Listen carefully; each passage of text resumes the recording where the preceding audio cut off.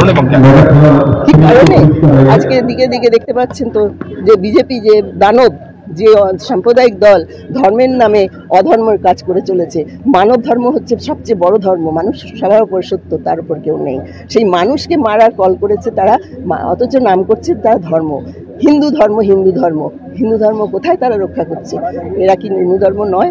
আমাদের সকলেই এখানে বাংলায় সবাই হিন্দু, এটা হচ্ছে সেকুলার কান্ট্রি আমাদের। এইটা সাংবিধানিক, এইটাই বোঝেন না এটা, যে আমরা সর্বধর্ম সমন্বয়ের দেশ।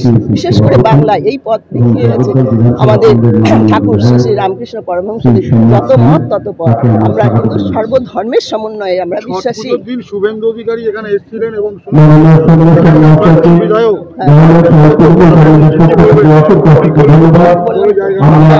এই তো এটা তো বিধায়ক একবার হয়ে গেছে, বাই ইলেকশনে বিধায়ক ইলেকশন হলে পাবে না, কারণ আমি 2021 সালে যে ইলেকশন হলো সেখানে নিজের ওয়ার্ডই হেরে গেছে।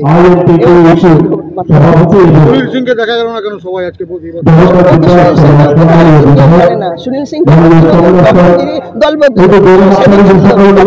উপহার নিয়েছে, এর মানে ইঙ্গিত দিচ্ছে পেয়েছিল, তখন ছিল আমাদের তো দল থেকে চেঞ্জ হয়েছে, কিন্তু সেটা আমন্ত্রণ নিশ্চয়ই জানানো হয়েছে, আসবে কেন?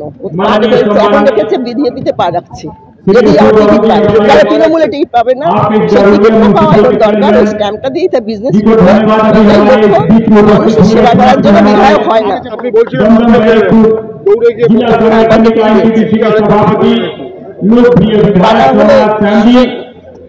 গিয়ে রাজনীতি রাজনীতি এবং ব্যক্তিগত সম্পর্ক কারোর সঙ্গে থাকতেই পারে, কিন্তু যখন রাজনীতি মঞ্চে আসছে তখন তৃণমূলে আমি থাকছি, আমার হাতে তৃণমূলের ঘাস ফুলের আমি, অথচ সে চলে গেল রাজনৈতিক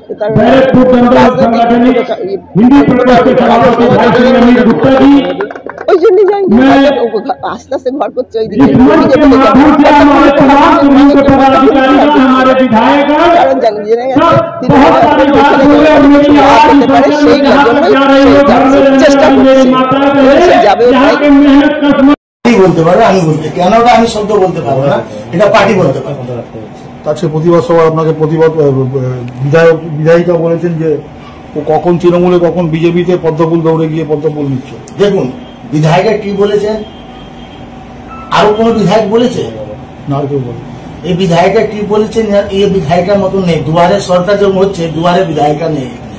নওপাড়া বিধানসভাকে বিধায়িকা কেউ পায় না, বাড়িতে গেলেও পায় না, আর গেলেও 3 ঘন্টা বসতে হয়। তো উনি দুয়ারে সরকার, উনি বিধায়িকা, আর দুয়ারে বাড়িতেও বিধায়িকা নেই। আমি বিধায়িকা নামে বলছি।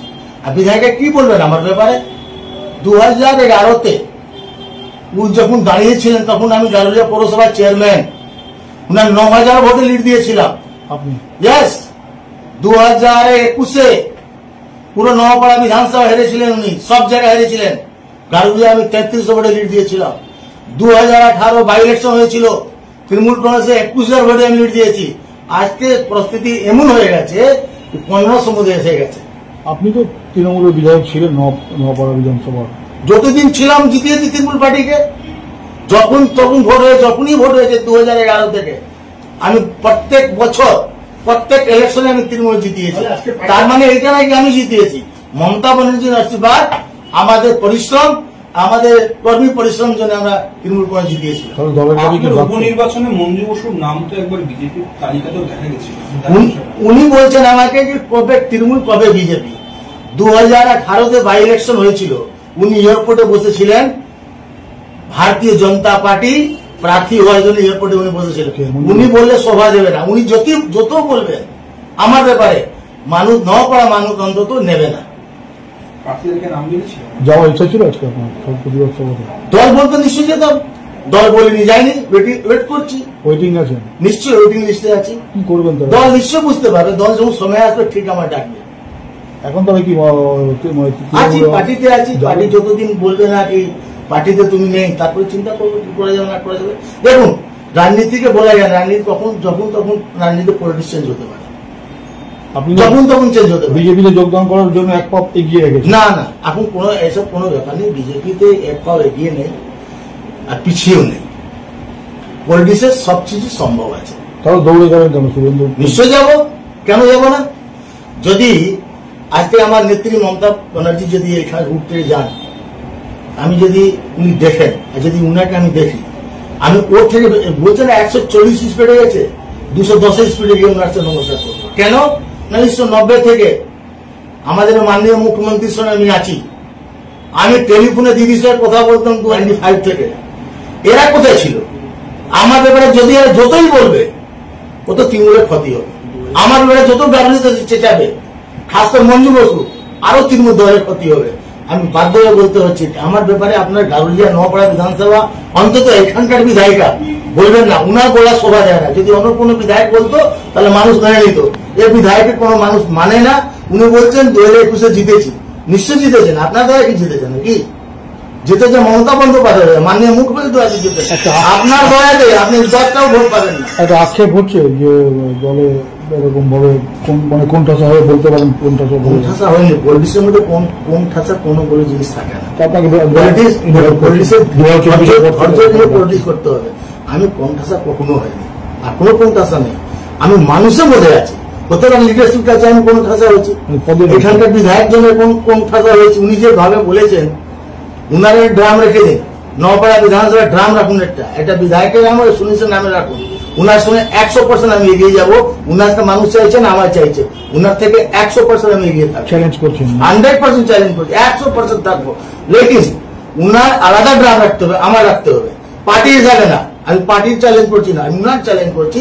যে উনি বলেছেন উনার চ্যালেঞ্জ করছি। উনার একটা রাখুন, একটা আমি রাখবো। দেখুন উনার থেকে 100 গুণ আমি এগিয়ে থাকবো। ব্যক্তি হিসাবে হ্যাঁ, 100 গুণ এগিয়ে থাকবে, 100 গুণ। এই জল্পনার অবসান কিভাবে হবে? হয়ে যাবে, ওয়েট করুন, সবই হয়ে যাবে। পার্টি নতুন পার্টি নিশ্চয়ই ভাবছে। আজকে এখানে বিজেপি তৃণমূল ভাবছে। আজকে যে মিটিংটা হলো, এই মিটিংটা হয়েছে, আমার ডাকা হয়নি। ডাকা না হয়েছে, মানুষ তো ডাকলেও জানে সুনীল সিং নেই। সুনীল সিং একটা গ্রাসরুটে মানুষের না, মানুষের কাছে, মানুষের পাশে সবসময় সুনীল সিং থাকে। নিশ্চয়ই মানুষ ভাবছে আমি কি করবো না করবো।